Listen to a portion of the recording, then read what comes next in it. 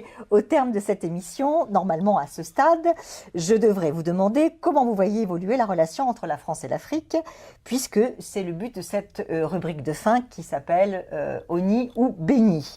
Mais comme les 17 et 18 février prochains se tiendra à Bruxelles un grand sommet entre l'Afrique et l'Europe, sous présidence française de l'Union européenne, de surcroît, j'élargis donc ma question. Quels seraient, selon vous, les dossiers chauds dont Africains et Européens devraient s'entretenir en priorité?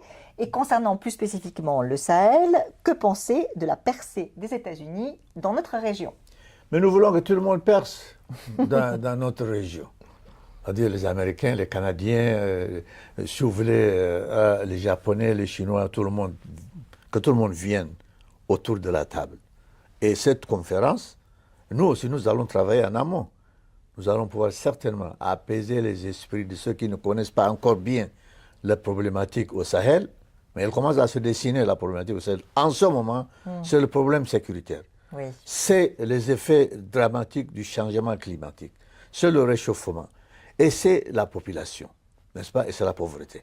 Donc voici 4 ou 5 drivers, ce qu'on dit, 4 ou 5 conducteurs. Donc ce sont les dossiers chauds. Ce sont des dossiers chauds. Et nous, donc, nous allons donc travailler... L'immigration peut-être, ben oui, qui obsède les Européens. Bien sûr. Donc les Européens doivent nous aider à créer de l'espace où il fait bon vivre ici, chez nous.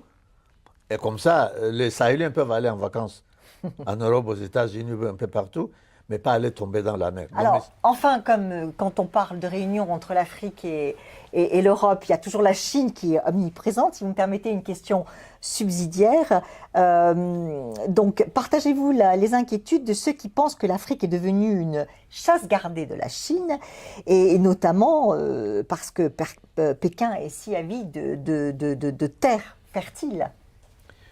Moi, je voudrais remettre la question dans un contexte plus global.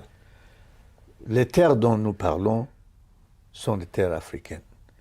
Nous disons au niveau de la coalition que nous devons mettre tout en œuvre pour moderniser les secteurs de production. Nous disons aussi que la population est rurale, engagée dans les productions artisanales plus ou moins. Et donc, si on récupère les terres de ces petits exploitants... En donnant du travail aux Sahéliens. Où est-ce qu'on va les mettre? Nous, on dit que ces terres-là doivent être utilisées, que ceux-là doivent être renforcés pour occuper et rendre leurs terres plus productives. Donc, nous allons travailler avec les États pour nous assurer qu'effectivement, les petites exploitations ne sont pas spoliées.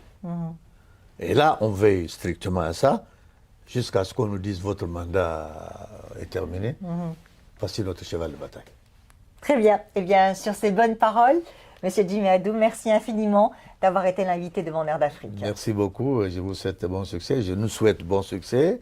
Et je dis aux Sahéliens qu'effectivement, les défis sont énormes, mais il faudrait qu'on démontre à suffisance aux uns et aux autres, ceux qui veulent nous aider, que nous avons pris en charge. Donc, c'est une question très difficile et nous allons piloter dans le bus. Très bien, bonne chance. Merci beaucoup.